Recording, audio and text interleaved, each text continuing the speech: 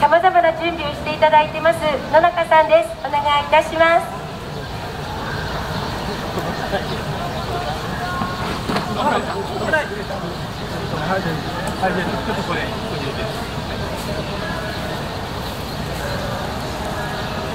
赤羽駅通行中の皆さん、こんばんは。私は北区にある北区労働組合連合会常任幹事をしています野中と言います。労働組合というとちょっと堅苦しいような気がするかと思いますけれども、労働組合は基本的に生活と権利を守る、そして平和と民主主義を守る、営業を守るスローガンのもとに働く者の団結を大きくして守るための活動をしています。今こそこの労働組合が言うように平和と民主主義を守る大きな境目になっているんではないかと思っています。文字通り戦争というのは人の命を奪い合うことだろうというふうに思ってます。今日は8月の6日、広島に原爆が投下されて、その月のうちに14万人もの人がこの原爆で殺されて焼き殺されてしまいました。その人たちと関わり合いを持つ家族や親戚友人の人はそれ以上の数に上るというふうに言われています。合わせて9日の日には長崎に原爆が投下されて、広島と長崎でなんと20万人もの人が尊い命を奪われてしまったわけです。私は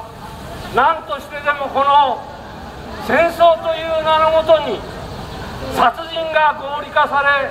合法化されることを許すことはできません。戦争の悲惨を訴えた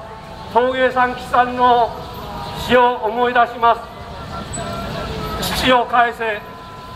母を返せ、年寄りを返せ、子供を返せ、私を返せ、私につながる人間を返せ。人間の世である限り崩れぬ平和を返せ、こう歌ってます。明治時代の歌人である与謝野晶子さんは、ああ弟よ、君死にたもうことなかれ、末に生まれし君なれば君死にたもうことなかれ、親の情けはまたりしも、親は刃をもたらせて人を殺せと教えしや、人を殺して死ねぬとだ、死ねよとは二十四までを育てしや、のれんの陰で伏して泣く、そんな詩を思い出します。最近歌の中でもって出てきていることは、子供は戦争で死んだ、そんな歌をちょっと聞きました。メモしてきたんですけれども、それを見ながら歌いたいというふうに思います。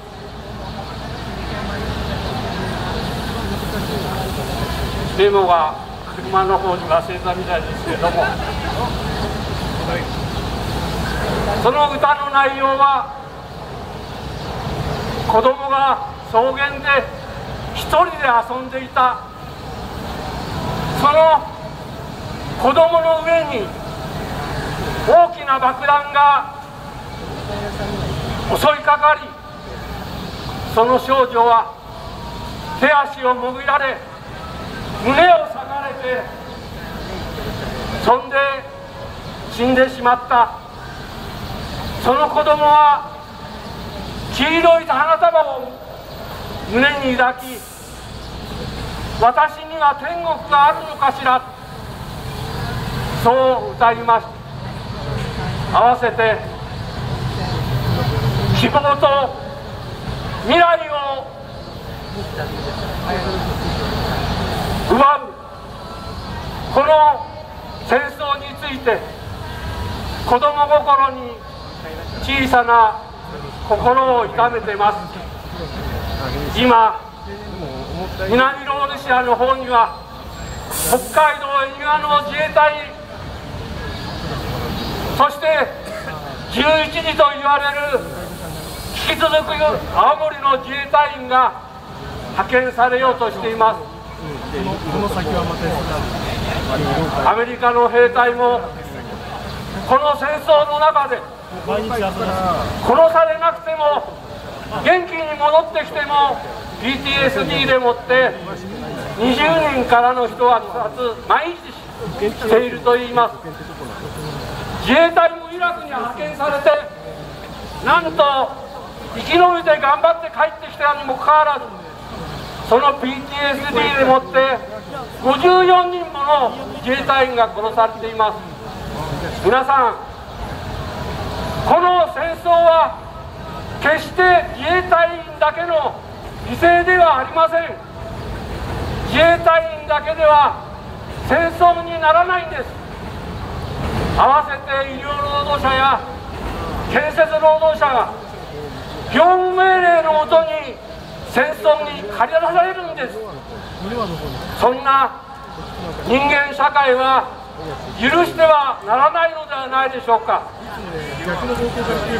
誰の子供も殺させない、これは戦争法を反対するママの会のスローガンです。パパも子供を殺させない、ママも戦争しないと決めた。どこの子供も殺させない。だから戦争法を廃止しなければならないんだろうというふうに思います。皆さん、未来に希望を持つ、そして未来を持つ子どもたちを守るためにも、私たちの命を守るためにも、この戦争法、何としてでも廃止させなければならないと思います。これからも共に頑張りましょう。ありがとうございます。本当にさまざまな歌人が訴えている言葉の通り、私たちは今まで犠牲になった人の上でこの平和を築き上げてきました。その思いを71年これから先もずっと続けていけるように戦争法廃止署名取り組んでおりますので、ぜひご協力をよろしくお願いいたします。